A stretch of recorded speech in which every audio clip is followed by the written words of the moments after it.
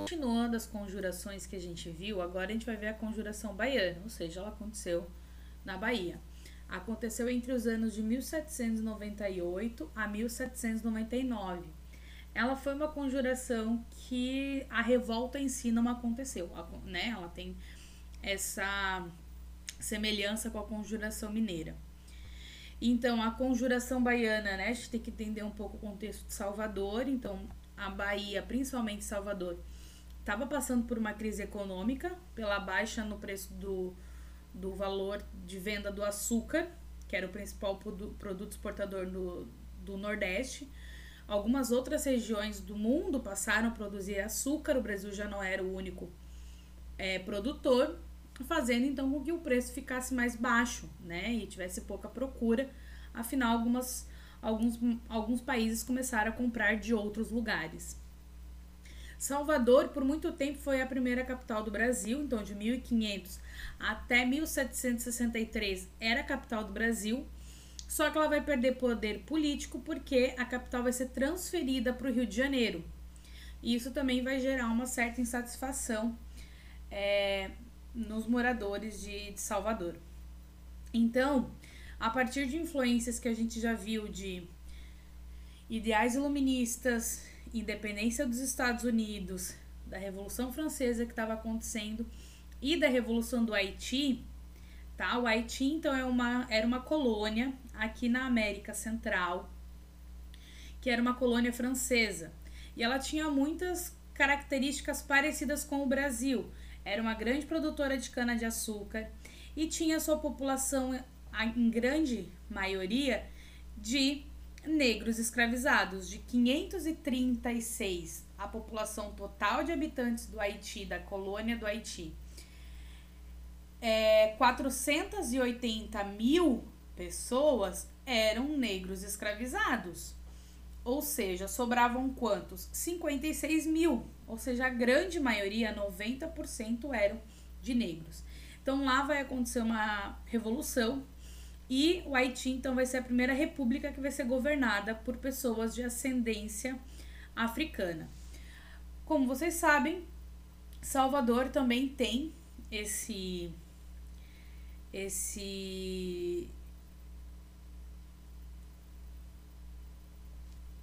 contexto, ou seja, a população de Salvador também, em sua grande maioria, eram de negros escravizados.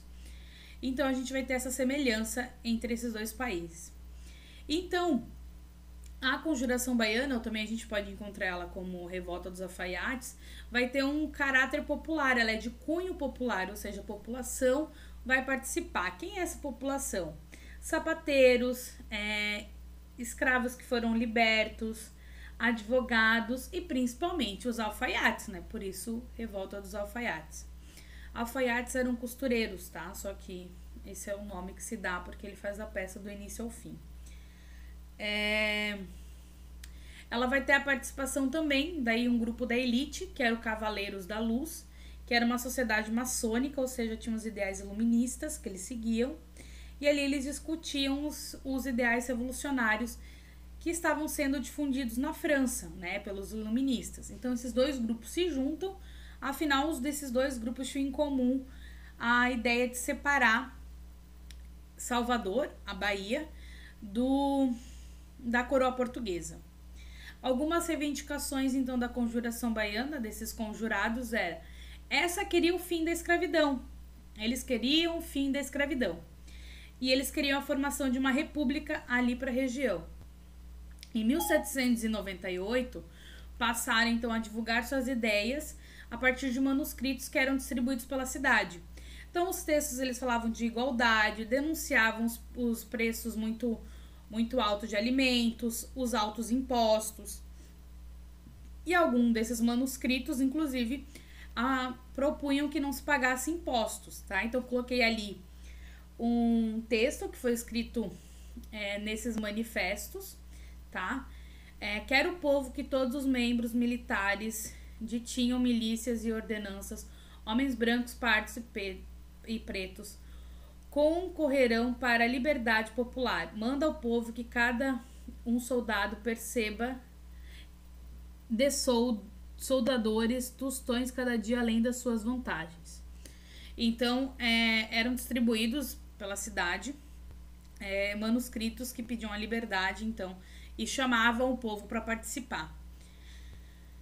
Os principais líderes, então, dentro dos homens livres e letrados, a gente vai ter o Cipriano Barata, que é esse aqui, que ele é um médico, e fazia parte, então, do grupo Cavaleiros da Luz.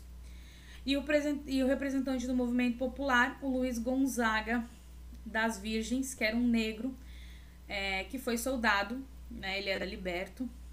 A revolta, como a Conjuração Mineira não chegou a se concretizar, descobriram, né, o governo descobriu e ela foi reprimida antes do seu início.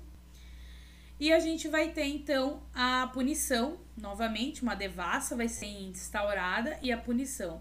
Então, vai ser uma repressão muito violenta e rápida. Então, 49 suspeitos vão ser presos, e incluindo nisso 5 mulheres. Então, uma devassa foi instalada novamente na colônia.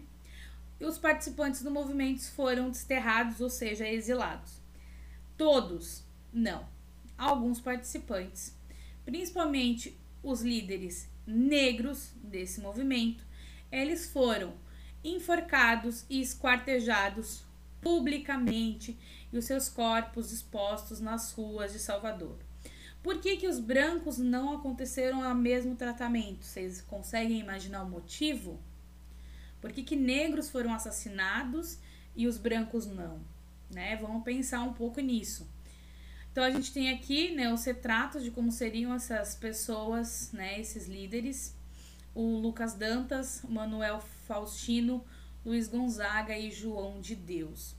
E essas ordens severas de punição, elas vieram diretamente de Lisboa, a coroa portuguesa deu essas ordens, porque a ideia era impedir uma possível revolução do Haiti em terras brasileiras. Porque se essas ideias da revolução do Haiti chegassem no Brasil, eles sabiam que a grande porcentagem de negros vivendo no Brasil era maior do que de brancos. Então, se tivesse mesmo uma revolta, o Brasil poderia ter sido, sim, tomado pelos negros escravizados, mas esses ideais não acabaram, né, se difundindo, e essa revolução ela foi violenta e ela não aconteceu, né, a revolta em si. Então, a gente vai ter a conjuração, a ideia desses grupos se associarem, tem um fim comum, mas infelizmente elas foram violentamente reprimidas pela coroa portuguesa.